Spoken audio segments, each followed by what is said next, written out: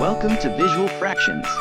Today, we're diving into how to convert the decimal 0.17 into a fraction. Let's start with our decimal, 0.17. Notice there are two digits to the right of the decimal. This places it in the hundredths position.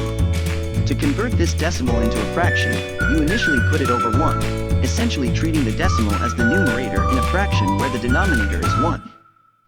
This sets up the conversion process where we multiply both the numerator, the decimal, and the denominator, 1, by 100 because there are two decimal places.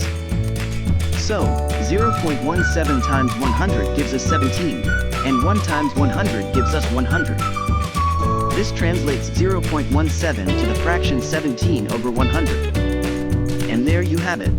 The decimal 0.17 when converted to a fraction equals 17 100ths. This fraction is in its simplest form and cannot be further simplified. If you found this tutorial helpful, remember to smash that like button and subscribe to Visual Fractions for more practical math insights. Thanks for watching.